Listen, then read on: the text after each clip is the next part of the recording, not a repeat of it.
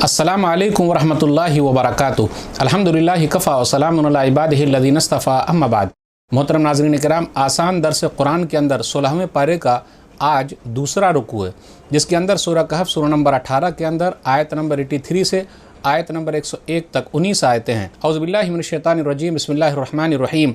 वयसअलूनका अन ज़िल-क़रनैन कुल सअतलु अलैकुम मिन्हु ज़िक्रा। और ऐ नबी सल्लल्लाहु अलैहि वसल्लम, लोग आपसे ज़ुल्क़रनैन बादशाह के बारे में पूछते हैं, आप कह दीजिए जल्द ही मैं उनका हाल तुम्हें सुना दूंगा। इन्ना मक्कन्ना लहू फ़िल अर्ज़ व आतैनाहु मिन कुल्लि शैइन सबबा। बेशक हमने ज़ुल्क़रनैन को ज़मीन में मजबूत हुकूमत दे रखी थी और हर चीज़ के लिए उसे सामान भी दिया था। फ़ातबा सबबा, तो ज़ुल्क़रनैन सामान लेकर एक रास्ते पर निकल पड़ा। हत्ता इज़ा बलग़ मग़रिब अश-शम्स वजदहा तग़रुबु फ़ी ऐनिन हमियतिन व वजद इंदहा क़ौमा क़ुलना या ज़ुल्क़रनैन इम्मा अन तुअज़्ज़िब व इम्मा अन तत्तख़िज़ फ़ीहिम हुस्ना। यहाँ तक कि मग़रिब में सूरज डूबने की जगह तक पहुँच गया। उसे यूँ मालूम हुआ जैसे सूरज कीचड़ वाले चश्मे में डूब रहा है, स्याही माइल गदले पानी में डूब रहा है। वहाँ उसने एक जाहिल कौम देखी। हमने कहा, ऐ ज़ुल्क़रनैन, तुम्हारे पास दो रास्ते हैं, या तो उन लोगों को सज़ा दे या उनसे अच्छा मामला करे। क़ाल अम्मा मन ज़लम फ़सौफ़ नुअज़्ज़िबहु सुम्मा युरद्दु इला रब्बिही फ़युअज़्ज़िबहु अज़ाबन नुक़रा। ज़ुल्क़रनैन ने कहा, जो जुल्म करेगा उसे तो हम भी सज़ा देंगे, फिर जब वो अपने रब की तरफ लौटाया जाएगा तो वो और भी सख्त सज़ा देगा। व अम्मा मन आमन व अमिल सालिहन फ़लहु जज़ाअनिल हुस्ना व सनक़ूलु लहु मिन अम्रिना युस्रा।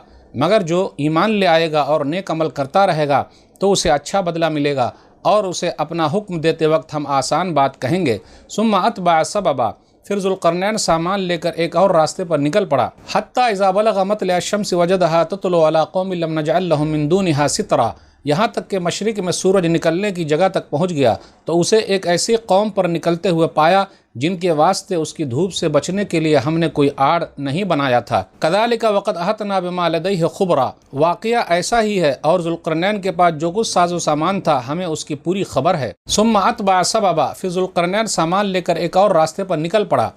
हत्ता इज़ा बलग़ बैन अस्सद्दैन वजद मिन दूनिहिमा क़ौमन ला यकादून यफ़क़हून क़ौला। यहाँ तक कि जब वो दो पहाड़ों के दरमियान पहुँचा, वहाँ ऐसे लोगों को पाया जो कुछ भी नहीं समझते थे। क़ालू या ज़ुल्क़रनैन इन्न याजूज व माजूज मुफ़सिदून फ़िल अर्ज़ फ़हल नजअलु लका ख़र्जन अला अन तजअल बैनना व बैनहुम सद्दा। उन्होंने कहा, ऐ ज़ुल्क़रनैन, बेशक याजूज माजूज ने इस ज़मीन में फ़साद मचा रखा है और अगर हम आपको कुछ चंदा इकट्ठा करके दे दें तो क्या आप हमारे और उनके दरमियान एक दीवार बना देंगे। क़ाल मा मक्कन्नी फ़ीहि रब्बी ख़ैरुन फ़अईनूनी बिक़ुव्वतिन अजअल बैनकुम व बैनहुम रदमा। ज़ुल्क़रनैन ने कहा, मेरे रब ने मुझे जो माली ताकत दे रखी है वो बहुत है, तुम लोग बस जिस्मानी ताकत मेहनत से मेरी मदद करो तो मैं उनके और तुम्हारे दरमियान एक मोटी और मजबूत दीवार बना दूंगा। आतूनी ज़ुबरल हदीद हत्ता इज़ा सावा बैन सदफ़ैन क़ाल अनफ़ुक़ू हत्ता इज़ा जअलहु नारन क़ाल आतूनी उफ़रिग़ अलैहि क़ित्रा। मुझे लोहे की ईंटें दो, लोहे की चादरें या लोहे के तख्त लाओ। यहाँ तक कि ज़ुल्क़रनैन ने जब दोनों पहाड़ों के दरमियान का हिस्सा ऊपर तक बराबर कर दिया तो कहा, अब उसमें आग जलाओ। और जब वो लोहे की चादरें आग की तरह लाल हो गईं तो उसने कहा, अब मुझे पिघला हुआ तांबा दो ताकि मैं उस पर डाल दूँ। फ़मस्ताउ अन यज़हरूहु व मस्तताउ लहु नक़बा। तो वो दीवार ऐसी बन गई कि याजूज और माजूज न तो उसके ऊपर चढ़ सकते थे और न ही उसमें कोई सुराख कर सकते थे। क़ाल हाज़ा रहमतुम मिन रब्बी फ़इज़ा जाअ वअदु रब्बी जअलहु दक्का व कान वअदु रब्बी हक़्क़ा। ज़ुल्क़रनैन ने कहा, यह दीवार मेरे रब की रहमत है, जब मेरे रब का वादा यानी क़यामत का दिन आ जाएगा तो वह इस दीवार को गिरा कर ज़मीन के बराबर कर देगा और मेरे रब का वादा सच्चा है। व तरकना बाज़हुम यौमइज़िन यमूजु फ़ी बाज़िन व नुफ़िख़ फ़िस्सूर फ़जमअनाहुम जमआ। दज्जाल की मौत के बाद याजूज और माजूज की हालत बस ऐसी कर देंगे कि वो भीड़ भाड़ की वजह से एक दूसरे से मिल जाएंगे और हर तरफ मार धाड़ और जुल्म व सितम करने लगेंगे और सूर फूंक दिया जाएगा, फिर हम उन सबको एक साथ जमा करेंगे। व अरज़ना जहन्नम यौमइज़िन लिल-काफ़िरीन अर्ज़ा। और क़यामत के दिन हम जहन्नम को काफिरों के बिल्कुल सामने लाएंगे। अल्लज़ीना कानत आयुनहुम फ़ी ग़िताइन अन ज़िक्री व कानू ला यस्ततीऊन समअ। इनकार करने वाले तो वो हैं जिनकी आंखों पर दुनिया में मेरी याद से पर्दा पड़ा हुआ था और जो दुश्मनी की वजह से हक सुनने को तैयार ही नहीं थे। नाज़रीन इकराम, आसान दर्स कुरान के अंदर आज 16वें पारे का दूसरा रुकू है, जिसके अंदर सूरह कहफ सूरह नंबर 18 की 19 आयतें 83 से 101 तक। आप गौर करते हुए चलें। सूरह कहफ के अंदर 3 सवालों के जवाब दिए गए हैं। मुशरिकीन मक्का ने नबी सल्लल्लाहु अलैहि वसल्लम से पूछा था पहले कि गार वाले कौन हैं, असहाब कहफ, دوسرا موسیٰ اور خضر کا واقعہ کیا ہے، تیسرا سوال یہ تھا ذوالقرنین کون ہے، تو یہاں جواب دیا جا رہا ہے۔ ذوالقرنین کے بارے میں لوگوں کا اختلاف ہے، لوگ کہتے ہیں سکندر رومی ہے، لیکن سکندر رومی جو ہے وہ مسلمان نہیں تھا۔ مولانا ابوالکلام آزاد ترجمان القرآن کے اندر اپنی تفسیر میں بیان کرتے ہیں کہ اس سے مراد جو ہے وہ ہے یونانی لوگ جس کو سائرس کہتے ہیں، عرب والے کے خسرو کہتے ہیں، عبرانی لوگ اسے خورس کہتے ہیں۔ ان کا کہنا یہ ہے کہ ذوالقرنین اس کا معنی کیا، دو لٹوں والا، یا پھر اس سے مراد یہ ہے کہ دو جگہ پر اس نے حکومت کی، مشرق و مغرب کی طرف اس نے حکومت کی۔ یہ نیک تھا، اللہ پر ایمان لانے والا بادشاہ تھا۔ پھر اسی طریقے سے ایک دیوار اس نے بنائی ہے اور آخرت پر اس کو بھروسہ تھا، اس لیے اس نے یہ کہا یہ میرے رب کی رحمت ہے۔ تو اس سے یہ پتہ چلا کہ یہ ایماندار بادشاہ تھا، اللہ والا تھا، اللہ سے ڈرنے والا تھا، اور اس نے یاجوج ماجوج کے لیے جو دیوار بنائی ہے کہ یاجوج ماجوج ادھر نہ آ سکے، اللہ نے اس کے ذریعے بنوایا ہے۔ اور یہ 539 قبل مسیح کا واقعہ ہے، یعنی عیسیٰ علیہ السلام سے 539 سال پہلے کا یہ واقعہ ہے۔ اب آئیے ذرا غور کرتے ہوئے چلیں ذوالقرنین کے بارے میں کہ فَأَتْبَعَ سَبَبًا، تو وہ ذوالقرنین سامان لے کر ایک راستے پر نکل پڑا، تو وہ مغرب کی طرف گیا، ویسٹ کی طرف گیا، تو دنیا کے آخری کنارے تک وہ آرام سے پہنچ گیا۔ پھر اسی طرح آگے یہ حتیٰ اذا بلغ مغرب الشمس، سورج کے ڈوبنے کی جگہ وہ پہنچ گیا، ویسٹ مغرب میں دنیا کے آخری کنارے تک پہنچ گیا جس کے آگے سمندر ہے۔ مغربی ساحل کے زیادہ تر حصے چھوٹے چھوٹے خلیجوں میں بٹے ہوئے ہیں، وہاں خلیج ایک چشمے کی صورت میں دکھائی دیتا ہے۔ پھر آگے یہ ہے کہ پھر آیت نمبر 89 میں کہ وہ دوبارہ ایک اور راستے پر نکل پڑا، حتیٰ اذا بلغ مطلع الشمس، اب وہ ایسٹ کی طرف گیا جہاں سورج نکلتا ہے۔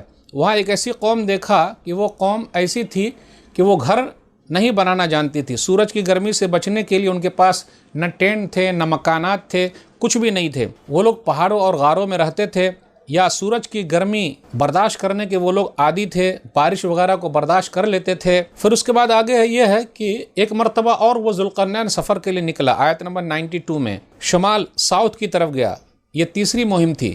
پھر اس کے بعد آگے ہے یاجوج ماجوج کے بارے میں ہے کہ اس نے ایک دیوار بنا دی ہے ذوالقرنین نے۔